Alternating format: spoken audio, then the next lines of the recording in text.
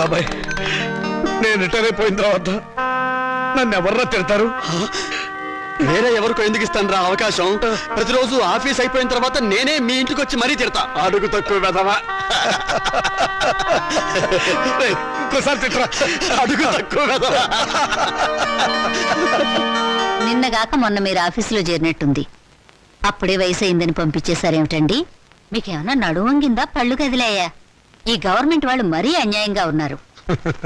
సీత, మన పెళ్ళప్పుడు 2 పేర్ల గుర్తు చేయించమని అడిగావు, గుర్తుందా? మీరు చేయించలేదుగా. ఇప్పుడు చేయిస్తానే, 2 గుర్తులు చేయిస్తాను. నాకు పిఎఫ్ వస్తుంది. ఒక్కటి చాలండి, మరీ ఎందుకు అతిగా? అది కాదే, 15 నాళ్ళు దర్జాగా మెళ్ళ వస్తుంది తిరుగు. కావాలంటే కొడుకులు వేసుకుంటారు మనం పోయాక. అవే మాటలన్నా, మీరు నిండు నూరేలు బతకాలి. బాధ్యతలు అయిపోయిన వాడిని ఇక మీకు బరువు అవుతామేమో రా. అన్న, మీరు మాకు బరువు ఎలా అవుతారు? అలా అనుకుంటే అమ్మ 9 నెలలు మమ్మల్ని కడుపులో భరించగలిగేదా? చూసావా సీత, ఇక మనకి దిగులేందుకే. మనల్ని చంపడానికి వచ్చిన ఎముడికి అడ్డం పడే మగబిడ్డలు ఉన్నారే మనకి. మరి మన మాలతి మౌనిక వాళ్ళ పేరెత్తితే చంపేస్తా. అదే నాన్న, ఆ వయసులో వద్దు. ఈ వయసులో మీకు మనశ్శాంతి కావాలి. అందుకే మీరు అన్ని పుణ్యక్షేత్రాలు తిరగాలని మేము అన్ని ఏర్పాట్లు చేసాం. రేపే మీ ప్రయాణం. తిరుగుతాను రా. ఇండియాలో ఉన్న గుళ్ళు గోపురాలు అన్నీ తిరుగుతాను. మీకోసం, మీ ఆరోగ్యం కోసం, మీ ఆనందం కోసం కనబడ్డ ప్రతి రాయిని మొక్కుతాను రా. రే రాజా, నువ్వు వేళకి భోంచేయాలరా. నీకు అసలు తిరిగి తిప్పలు గుర్తుండవు. అలా ఉంటే ఆరోగ్యం పాడైపోతుంది. జాగ్రత్త. ఏమ్మా, వీడు అసలే బతకస్తుడు. నువ్వు దగ్గర నుండి తిండి తినిపించాలి, లేకపోతే తిండి వీడు. మీరు వెళ్ళమన్నారని వెళ్తున్నాను రా. మిమ్మల్ని వదిలి వెళ్ళటం మాకు ఇష్టం లేదు. రే, నువ్వు పనులని వ్యాపారం అని అర్ధరాత్రి దాకా ఇంటికి రాకుండా, ఊళ్ళో తిరగకుండా ఏందన్నా 15 ఇంటికి వచ్చి ఫోన్ చేసి టైంకి నిద్రపోవాలి.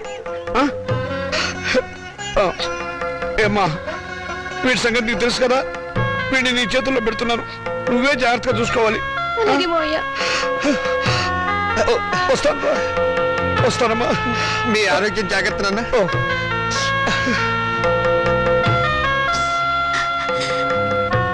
చెల్లెళ్ళు ఎలా ఉన్నారో ఒకసారి చూసిరండి.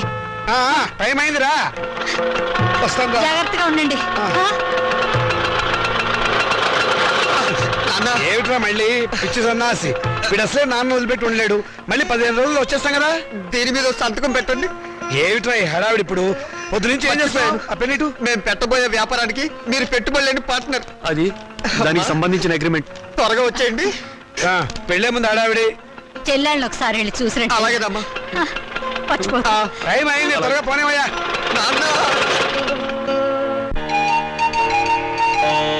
ఇప్పటికే ఎన్నిసార్లు చదివావు? ఏమిటి? రుక్మిణీ కళ్యాణం 97 సార్లు. Very good. మరో 3 సార్లు చదివితే 3 రాత్రులకు డోకా ఉండదు. पिंडत्रयदेवताभ्यो नमः। ध्यानावाहना षोडशोपचार पूजान् समर्पयामि। ओम अयोध्या मधुरामाय काशी गांज अवंतिकाः पूरी द्वारावती देवा सप्तैते मोक्षदायिकाः अहं काशीं गमिष्यामि त्रयमनिवसाम्यम् इति भगवान् सदङ्गासी दासवनं नभेत् श्रीशैलङ्कासि केदारङ्गालहस्तेशपक्षिषं पञ्चक्षेत्रं पठेन् नित्यं महापातकनाशिनं। पिण्डत्रयाधिष्ठानदेवताभ्यो नमः।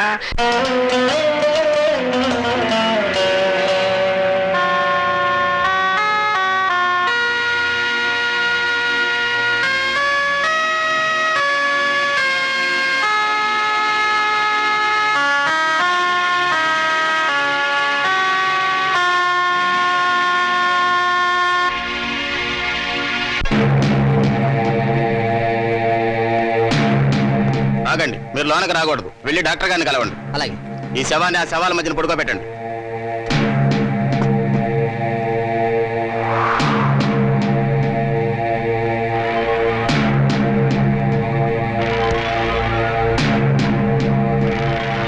మాస్టారు, అవతల బోల్డ్ చోటుందిగా, నా శవం మీద పడతావే.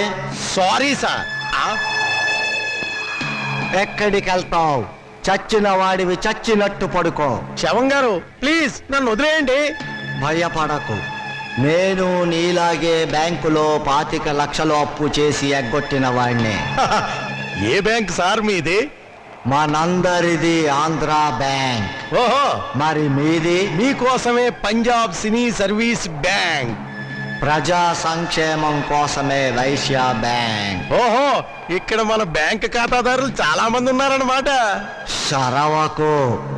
గవర్నమెంట్ డాక్టరు ముందు నిన్ను తర్వాత నన్ను పోస్ట్ మార్టం చెయ్యబోతున్నారు. పోస్ట్ మార్టమా?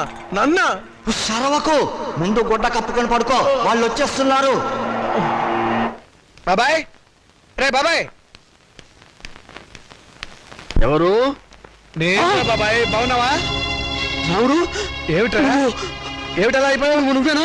నేను నీ రాముని. నువ్వు బతుకున్నావా? నేను బతుకుండేవేమిట్రా?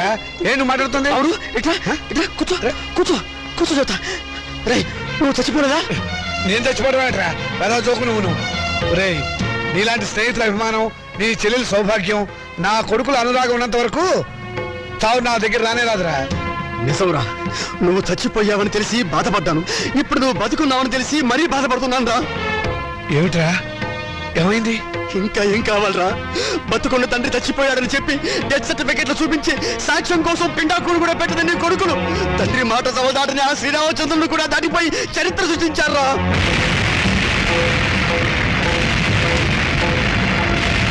నేను చచ్చిపోయాని చెప్పి నా కొడుకులు పిండాకుడు కూడా పెట్టారు.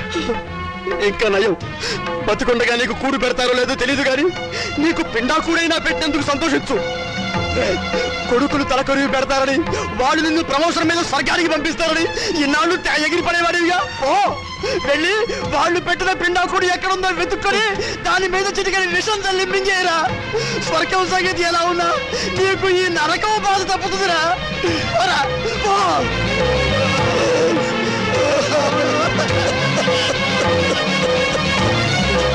ఇది కూడా అమ్మే చెరువు. రేయ్, నేను చచ్చినట్టు దొంగ సర్టిఫికెట్ సృష్టిస్తారా? నా పీఎఫ్ నా పెన్షన్ తీసేసుకుంటారా మిమ్మల్ని? ఏ నువ్వు చావా? రేపు నువ్వు చేస్తే పిఎఫ్ మాకెవరా? ఎప్పుడు బ్రతికుండడానికి నువ్వు ఆయన అమృతం తాగేవా? మిమ్మల్ని అడిగి పారేస్తాను, చంపి పారేస్తాను. వదులు. కొడుకురా, కాదురా, నా భార్య చాలా తీసేస్తాను. తీస్తాను. రేయ్.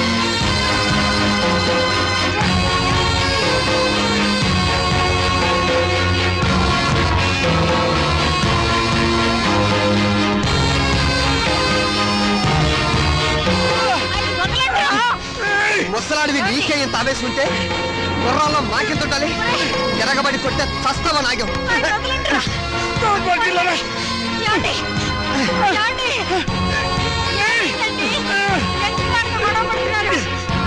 మర్యాదగా బయటకు వెళ్తావా లేదా?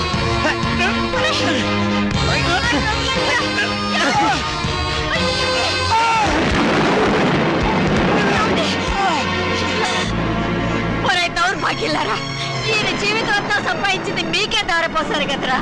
ఎందుకురా మీ నాన్నను మోసం చేశారు? లేకపోతే మమ్మల్ని మోసం చేస్తారని. లోకులు కాకులై కూస్తే రేపు మీ మనసు మరి మీ కూతురికి ఆస్తి పంచాలనే ఆలోచన మీకొస్తే మాకు అదేం కావాలి? 1937వ సంవత్సరం వరకు ఉమ్మడి కుటుంబంలోని ఆస్తిపై స్త్రీలకు ఎటువంటి హక్కు లేదు. కానీ Hindu women's right to properties act of 1937 ప్రకారం పూర్వీకుల ఆస్తిపై మగవారితో పాటు ఆడవాళ్లకు కూడా ఆస్తిపై హక్కు వచ్చింది.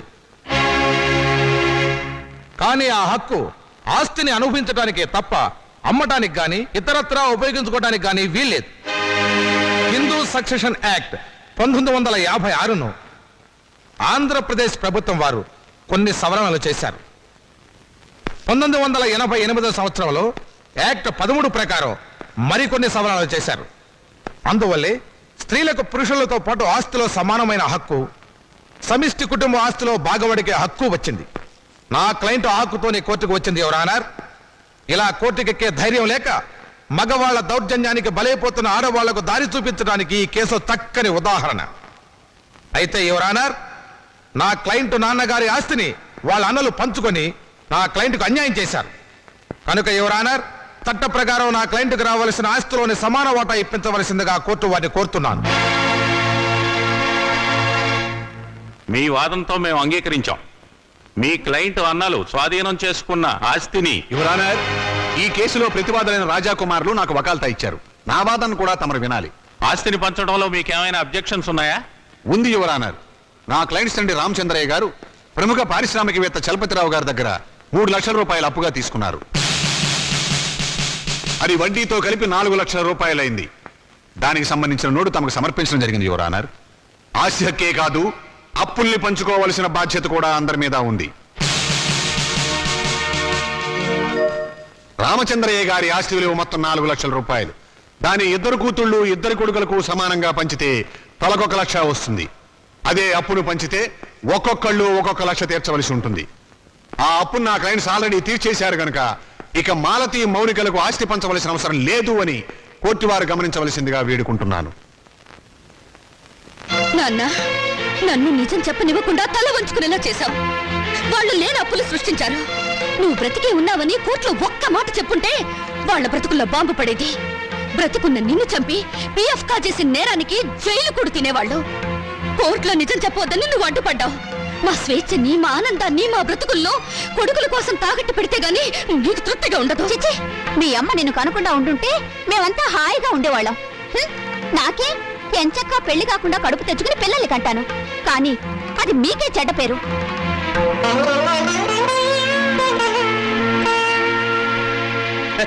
ఏరా గవర్నమెంట్ డాక్టర్, అర్ధరాత్రి పూట మార్నింగ్ వాకే విట్టా నీ పిండాకుడు. ఏముందండి, పొట్ట తగ్గితే కానీ పిల్లమన్నారు. పొట్ట దగ్గరికి వచ్చి వాకింగ్ వాళ్ళట. ఏమిటి నీకు ఇప్పుడు పిల్ల కావాలి అంతే కదా? నేను చూస్తాను. అమ్మాయి నల్లగా ఉండాలా తెల్లగా ఉండాలా? అబ్బాయి రంగు లేదండి, మేకప్ చేసేవాళ్ళే.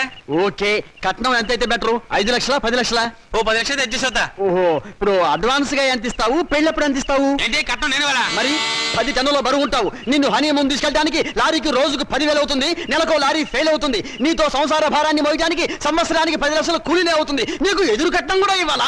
సరే సరే, ఇంతకు ఎవరమ్మాయి? మొన్న శ్మశానం నుంచి లేచిపోయాడే ఆయన కూతురు. ఓహో, ఆయన కూతురా? మరి ఇప్పుడు ఎక్కడుంది? ఏవో అన్ని చోట్ల గుంటలు తీస్తే గానీ ఆ అమ్మాయి ఎక్కడుందో బయటపడదు. అంటే అమ్మాయి కూడా సమానా? మరి నిన్ను బతుకున్న వాళ్ళు ఎవరు చేసుకుంటారా? ఆ షేపు చూడు, పలావు డేకిసా మీద పనసకాయ పెట్టినట్టు. చెయ్యి.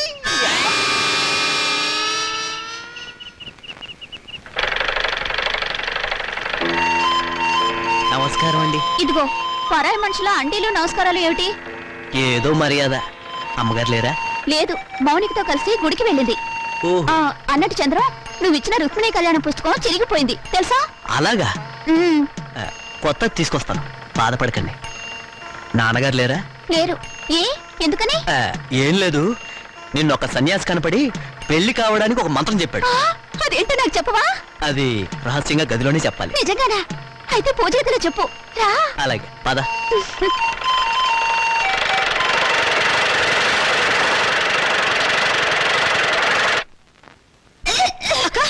ఏందన్నావే వాంతి చేసుకుంటున్నావు? అబ్బే ఏం లేదమ్మా, రుక్మిణి కళ్యాణం బోల్డని సార్లు చదివానుగా. చదివితే వాంతులు అవుతాయా?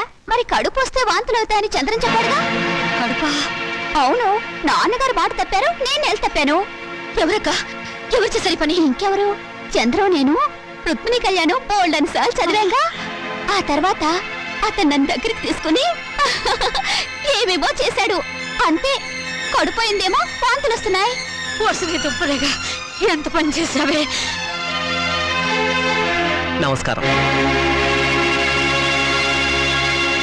అంతా బాగున్నారా? లేదు, ఇప్పుడే చచ్చిపోయాం. పాపం ఏదో బాధలో ఉన్నట్టున్నారు. మాలతి నెల తప్పింది. ఛా, నిజంగానా? పెళ్లి కాని ఆడపిల్ల కడుపు చేసిన ఆ నీచుడెవరు? నీకు తెలీదా? తెలిస్తే వాడిని బతకనిస్తానా? మాలతిని గర్భవతి చేస్తుంది నువ్వు కదా? అదే అడుగుతున్నాను.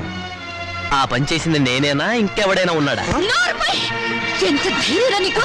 ఆ అమాయకుల జీవితాన్ని నాశనం చేసింది చాలక తెలివిగా మాట్లాడుతున్నావా? నిన్ను ముక్కలు ముక్కలు నరికేస్తాను. నాన్న, ఇటువంటి వాడిని బ్రతకనివ్వకూడదు. వీడిని చంపేస్తాను. అవునుగా. చూడండి, ఇప్పుడు కావాల్సింది ఆలోచన కానీ ఆవేశం కాదమ్మా. మొదట ఆ అమ్మాయికి ఎంత ఖర్చు అయినా కడుపు తీయించండి. లేకపోతే నా కాళ్ళు కడికి పెళ్లి చేసి 2 లక్షలు కడుపు చేసినందుకు కానుగ్గా ఇవ్వండి. మీ వల్ల కాకపోతే నన్ను చంపేసి కడుపులో ఉన్న ఆ బిడ్డకి తండ్రి లేని వాడిని చేయండి. ఆ తరువాత తలమాసిన మీ అక్కకి తెల్లచీర కట్టి కలకాలం కళ్ళను పెట్టి చూసుకోండి. ఏ పని చేసినా తెలివిగా చేయండి అమ్మా. మరి వస్తాను మామయ్య గారు, వస్తాను అత్త.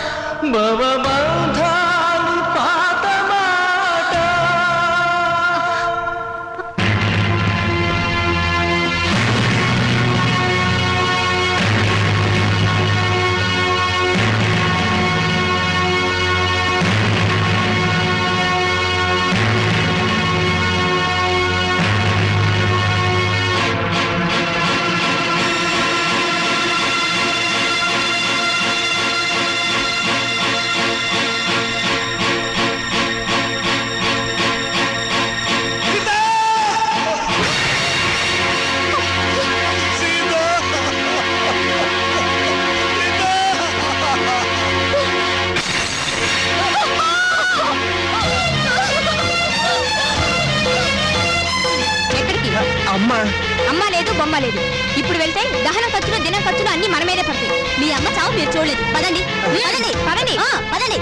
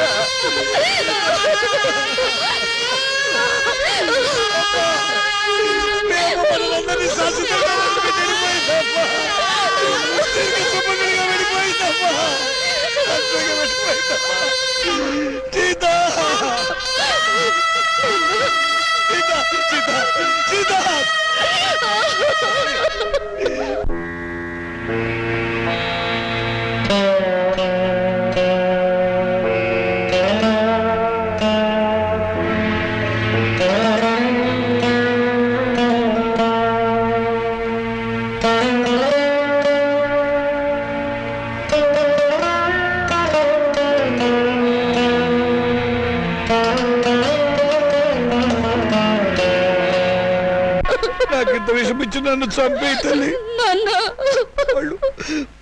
వాళ్ళు నన్ను మళ్ళీ మోసం చేశారమ్మా.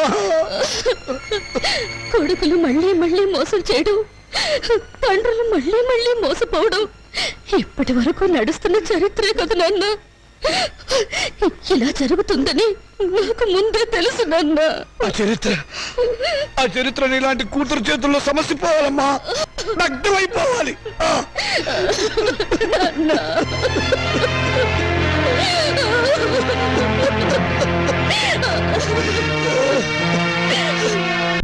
అరే బాబాయ్ బాబాయ్, నువ్వు అర్జెంట్ గా నాకు సహాయం చేయాలి. ఏంట్రా ముందు కూర్చో మాట్లాడు. ఇప్పుడు చెప్పు ఏంటి? నాకు అప్పు కావాలరా. ఏ నీ కొడుకులకి బంగారు గోచీలు చేయిస్తావా? ఒరేయ్, ఏవీ లేదు, గోచీలు లోపల ఉంటాయి కదా. నువ్వు చేయించినట్లు ఎవరికీ తెలిసే అవకాశం లేదు, డబ్బులు వేస్ట్ అవుతాయేమోనని. చచ్చిన పాముని ఇంకా చంపకురా.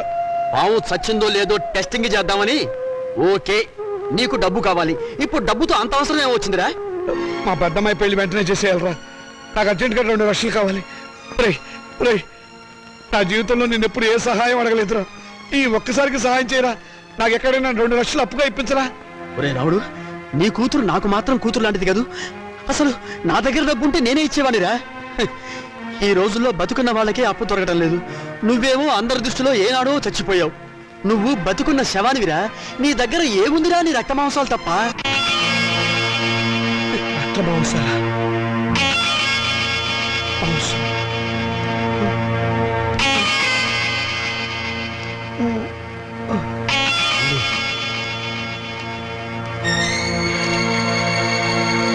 నీ దగ్గర ఏముందిరా? నీ రక్త మాంసాలు తప్ప. నీ దగ్గర ఏముందిరా? నీ రక్త మాంసాలు తప్ప. నీ దగ్గర ఏముందిరా? నీ రక్త మాంసాలు తప్ప.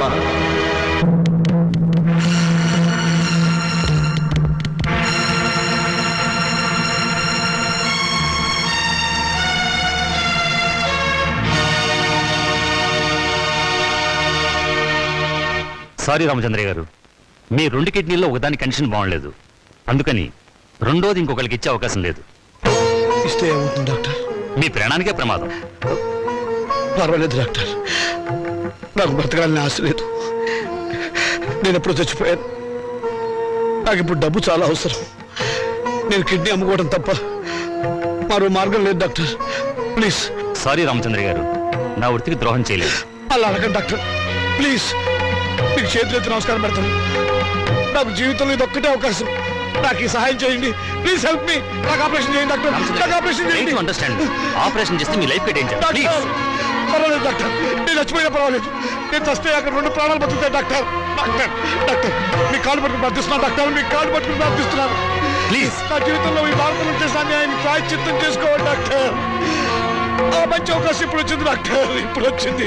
మీరు కాదంటే ఇప్పుడే ఇక్కడే నేను విదేశీ చచ్చిపోతాను డాక్టర్. రామచంద్ర గారు, ప్లీజ్.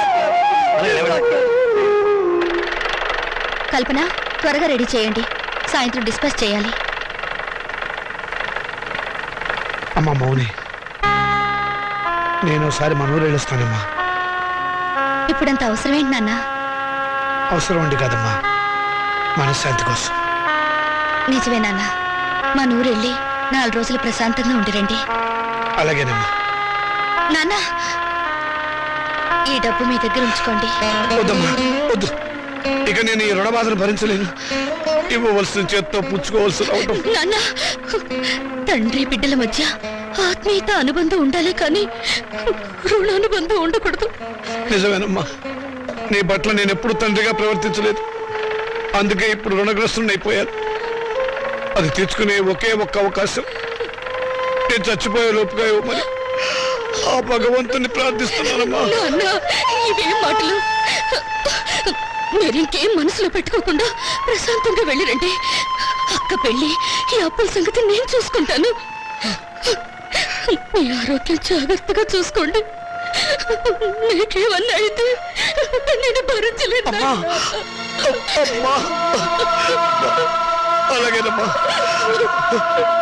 పసుపు కుంకుమలతో, పిల్ల పాపలతో, ఆయురారోగ్యాలతో నిండు 100 ఏళ్ళు జీవించమ్మా, జీవించు.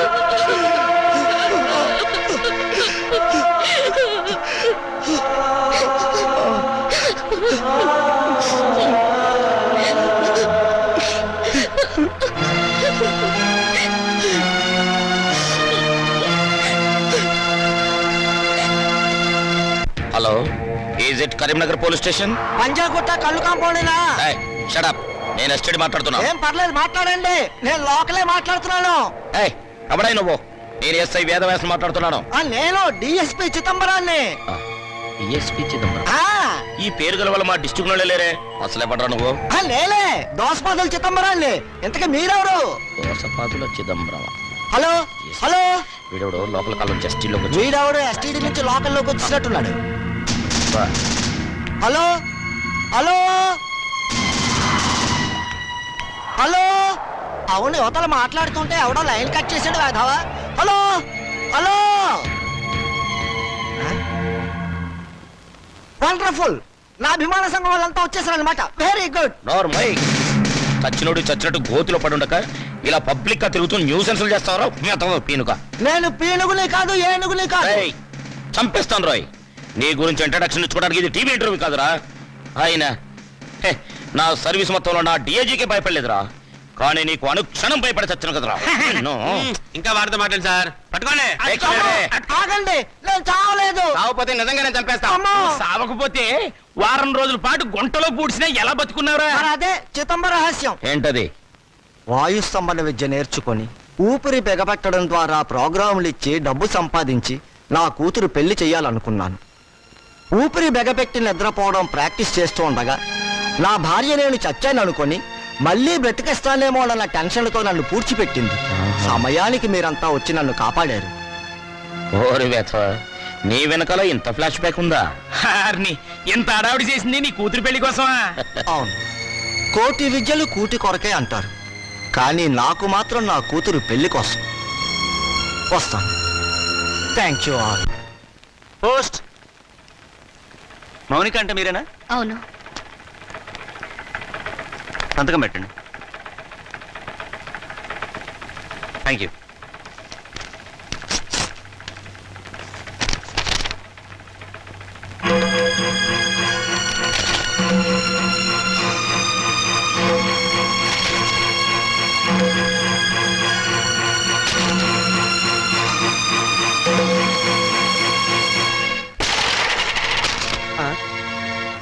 ఏమిటి ఇలా వచ్చావు?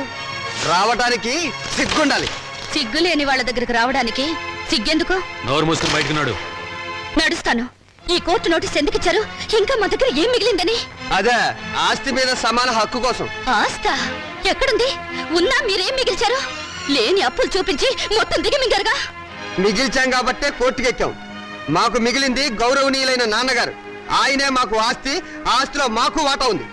మనుషులు ఆత్మీయులు అవుతారు కానీ ఆస్తులు కారు. ఎందుకు కారు? అమ్మితే డబ్బు వచ్చే ప్రతిదీ ఆస్తి కింద లెక్కే. నాన్న ఒంట్లో అమ్ముకోవడానికి పనికొచ్చే ప్రతి భాగం మీద మాకు హక్కు ఉంది. అమ్మగా వచ్చిన డబ్బులో మాకు వాటా ఉంది. మీరు మనుషుల్లో రాక్షసులా? నువ్వేంటే రెచ్చిపోతున్నావు? నువ్వు మాత్రం ఏమైనా తక్కువ తిన్నావా? నాన్నగారి కిడ్నీని 2 లక్షలకు అమ్మేసుకోలేదు నువ్వు ఏంటి? నాన్నగారు కిడ్నీ అమ్మేశారా? అంత అనుమానంగా ఉంటే ఇంటికి వెళ్ళి ఆయన పట్టుకోసి లెక్క పెట్టు 1 ఉందో 2 ఉన్నాయో నీకే తెలుస్తుంది పో.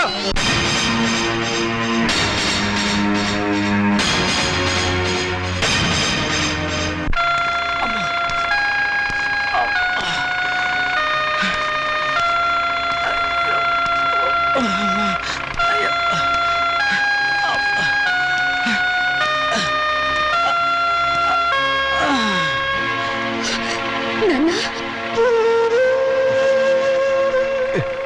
ఏంటమ్మా? ఇప్పుడు నువ్వు ఎక్కడి నుంచి వస్తున్నావు నాన్న? చెప్పానుగా ఊరెళ్ళొస్తానని. కోరుకున్న మనశ్శాంతి దొరికిందా నాన్న?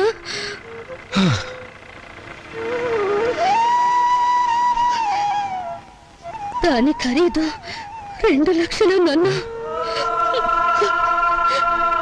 అది నీ శరీరంలో భాగం కాదా నాన్న? మౌనిక, శరీరంలో భాగాలు అమ్ముకుని మమ్మల్ని ఆదుకోవాలని చూస్తున్నావా నాన్న? ఆ దుర్మార్గులకు నా మనసును తాకట్టు పెట్టి దరిద్రుడైన వాడిని, మీ అమ్మ దగ్గరికి ఎంత తొందరగా వెళ్ళిపోవాలని ఆశలతో ఉన్నవాడిని, అన్యాయం చేసిన ఆడపిల్లలను ఆదుకోవడానికి నా రక్త మాంసాలు అమ్ముకోవడం తప్ప ఏమీ చేయలేని వాడిని. అంతకంటే నేనేం చేయగలనమ్మా? ఇప్పుడు నీ కొడుకుల కోర్టుకెక్కింది ఆ రక్త మాంసాల కోసమే నాన్న. ఏంటమ్మా? అంత నీచాన్ని గురికెట్టారా దుర్మార్గులు? వాళ్ళు వదిలిపెట్టకూడదమ్మా, వాళ్ళు చూడాలి.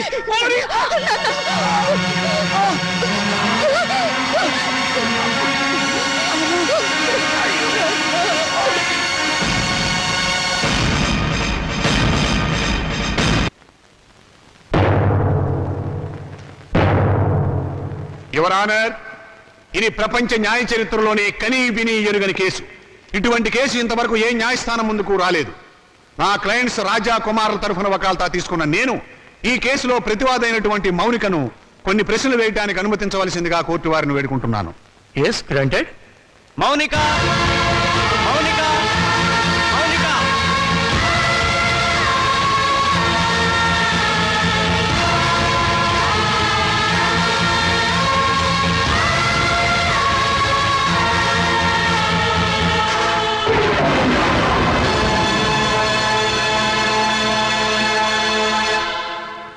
చూడమ్మా మౌనిక, కుమార్ రాజాలు నీకేమవుతారు? కీర్తిశేషులు. తెలుగు రాదా? చచ్చిపోయిన వాళ్ళు. చూశారా చూశారా, ఈ అహంకారంతోనే ఈ మౌనిక సంవత్సరం క్రితం కోర్టుకెక్కింది. హిందూ వారసత్వ చట్టం 1956 ఏపీ యాక్ట్ సెక్షన్ 13A ప్రకారంగా తండ్రి సంపాదించిన ఆస్తిలో కొడుకులతో పాటు కూతుళ్లకు కూడా వాటా ఉందని కోర్టుకెక్కి పోరాడి గెలిచింది. ప్రస్తుత విషయానికి వస్తే నా క్లయింట్స్ తండ్రి రామచంద్రయ్య గారు తన మూత్రపిండాల్ని 2 లక్షల రూపాయలకు అమ్ముకున్నాడు.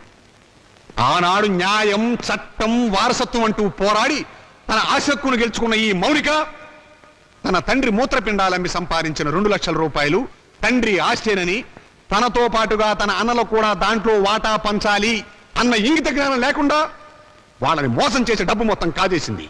మూత్రపిండం ఆస్తి కాదు, శరీరంలో ఒక భాగం. అదే అదే యువరానర్, అది శరీరంలో ఒక భాగమే అయినా అమ్మినప్పుడు డబ్బు వస్తే అది ఆస్తి కిందే లెక్క. నా క్లయింట్స్ అండి రామచంద్రయ్య శరీరం ఎవరిది?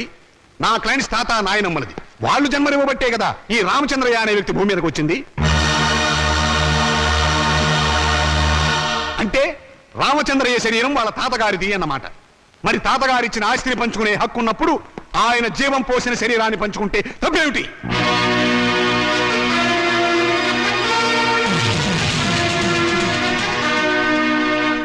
మిస్ మౌనిక, నీ తరఫున లాయర్ ఎవరైనా ఉన్నారా? లేరు, అక్కర్లేదు. వాస్తవాలు చెప్పడానికి లాయర్ ఎందుకు? మీరే అన్నారుగా మూత్రపిండాలు ఆస్తులు కావని. అమ్మితే డబ్బు వచ్చేది ఏదైనా సరే ఆస్తి కింద లెక్కే. కళ్ళు, చెవులు, గుండె, నెత్తురు వీటన్నిటికి అమ్మినందుకు రేటు ఉంది. ఇవన్నీ ఆస్తి కదా యువరానర్? లాయర్ గారు మీరు కరెక్టే. మీ గుమస్తాకు మీరు జీతం ఎంత ఇస్తారు? 1000 రూపాయలు. ఎందుకు? నాకు సర్వీస్ చేసినందుకు. మీకు సర్వీస్ చేసిన మీ గుమస్తాకి మీరు 1000 రూపాయలు ఇస్తుంటే మమ్మల్ని కని పెంచి పెద్ద చేసినందుకు మా అమ్మకు నాన్నకు మేమేమిస్తే మాత్రం రుణం తీర్చుకోగలం? కనీ పెంచడం కూలి కింద రాదు. ఎందుకు రాదు? తల్లిదండ్రులు వాళ్ళ కామం తీర్చుకోవడానికి ఏకమవుతారు. ఏకమైనప్పుడు మేమెందుకు పుట్టాలి? అది సుశీధర్మం. ధర్మం కాదు, శ్రమ. తల్లిదండ్రులు పిల్లల్ని పుట్టించే యంత్రాలనుకుంటే ఆ యంత్రాలు పడిన శ్రమకు కూలి ఇవ్వాలి. వీళ్ళిచ్చారా? పని చేసే యంత్రానికైనా శక్తి, విశ్రాంతి కావాలి. మీ క్లయింట్స్ యంత్రాల బ్రతికి నా తల్లిదండ్రులకు అవి ఇచ్చారా? అసలు వాళ్ళని మనుషుల్లో చూసారా? అడగండి యువరానా. వీళ్ళను పుట్టించినందుకు కూలి ఇవ్వాలి. 9 నెలలు మోసిన మా అమ్మ కూలి ఇవ్వాలి. మా నాన్న నెత్తురు పంచినందుకు దానికి రేటు కట్టాలి. అమ్మ దగ్గర తాగిన పాలకు, వాళ్ళు పెట్టిన కష్టాలకు, కడుపు మంటకు, మా తల్లిదండ్రులు పడ్డ ఆవేదనకు రేటు కట్టాలి. కట్టమనంటే రేటు. శంకర్రావు గారు, మీ సమాధానం ఏమిటి? ఈ వాదనకి అర్థం లేదు యువరానర్. ఉంది, అర్థం ఉంది యువరానా. నా తల్లిదండ్రులకు కూలి ఇవ్వమని మీరు జడ్జిమెంట్ చెప్తే వాళ్ళమ్మ కూడా కూలి కోసం కోర్టుకెక్కుతుందని ఆయనకు భయం. Silence, silence. యువరానర్, మీరు ప్రతివాదిని మందలించాలి. మౌనిక, మన తాతలకి షుగరు బీపీ ఉంటే అది వంశంలో అందరికీ వస్తుంది, అవునా? అవును. మరి రోగాలను పంచుకున్నప్పుడు ఆ రోగాలకు కారణమైన అవయవాలను పంచుకోవడంలో తప్పు లేదుగా? పంచుకోవచ్చు. Note this point your honour. Lawyer గారు, మా తాతగారు చాలా మంచివారు. ఎందుకు? బుద్ధిమంతుడు కాబట్టి. ఆయన్ని కొడుకులు బాగా చూసుకునేవారు. ఎందుకు? జన్మనిచ్చాడు కాబట్టి. మరి రోగాలు వంశంలో అందరికీ వచ్చినప్పుడు బుద్ధులు కూడా రోగాలతో పాటు రావాలిగా. మీ క్లయింట్స్ కి వచ్చినాయా లేదా అని అడగండి ఒకసారి. రాలేదు కాబట్టే కోర్టుకెక్కారు. ఒక చెట్టుకు కాసిన కాయలన్నీ ఒకే రకంగా ఉండవుగా. కానీ కాయలు చెట్టును చంపవుగా. మీ క్లయింట్స్ మా నాన్నగారి మూత్రపిండాలమ్మిన సొమ్ము కోసం ఈ కోర్టుకెక్కారు. కానీ కానీ మా నాన్నగారు లేరు. సంవత్సరం క్రితం చచ్చిపోయారు. పచ్చి అబద్ధం. ఆయన బతికే ఉన్నారు. యువరానా, నా మాజీ అన్నలు వీరి క్లయింట్స్ సంవత్సరం క్రితం మా నాన్నగారు చచ్చిపోయారని డాక్టర్ సర్టిఫికేట్ ఇచ్చి ప్రావిడెంట్ ఫండ్ పెన్షన్ తీసుకున్నారు. ఈ డెత్ సర్టిఫికేట్ వాళ్ళు ఇచ్చిందే యువరానా. చూడండి, ఎప్పుడో చచ్చిపోయిన మా నాన్నగారు ఇప్పుడు ఎలా వచ్చారు? ఆయనకు మూత్రపిండాలు ఎలా ఉంటాయి? చెప్పండి యువరానా, చెప్పండి.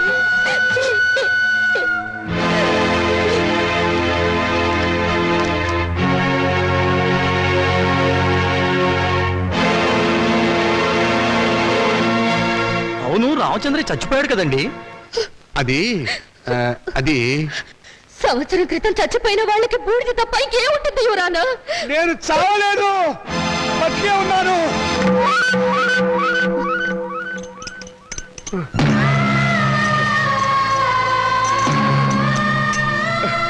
నేను చావలేదు యువరానా, బతికే ఉన్నాను. అరే, ఈయన బ్రతికే ఉన్నాడుగా. నన్ను ఆ బోన్ దగ్గర తీసుకెళ్ళు. యువరానా, మీరు లా పుస్తకాలు చదివి తీర్పు చెప్తారు, లా లేని ప్రపంచం తీరును, రక్త సంబంధం తీరును చూసి తీర్పు చెప్తారు. ఆలోచించండి. కొడుకుల పిచ్చిలో పడి కూతుర్లకు అన్యాయం చేశాననే బాధలు ఈ వెర్రి తండ్రి 2 లక్షలకు మూత్రపిండం అమ్ముకున్నాడు. ఆ సొమ్ములో వాటా కావాలని వీళ్ళు కోర్టుకెక్కారు. తల్లిదండ్రుల రక్త మాంసాలు పంచుకునేవి కావు. ప్రపంచంలో ఏ కోర్టులోనూ ఇటువంటి కేసు ఏ బిడ్డ ఏ తండ్రి మీద వేయలేదు. ఆ అదృష్టం మన రాష్ట్రానికి దక్కింది ఎటువంటి కొడుకుల దయ వల్ల. యువరానా, తండ్రి మాట కోసం రాముడు 14 ఏళ్లు అడవికి వెళ్ళాడు. తల్లిదండ్రులను పూజించి పాండురంగుడు దేవుడయ్యాడు. వీరగాథలు చెప్పి శివాజీ నెత్తురులో దేశభక్తి నింపింది అతని తల్లి జిజియాబాయ్. అటువంటి తల్లులు, తండ్రులు, బిడ్డలు పుట్టిన చరిత్ర గల దేశం మనది. ఓ చరిత్రలో పుట్టిన పురుగులు నా అన్నలు.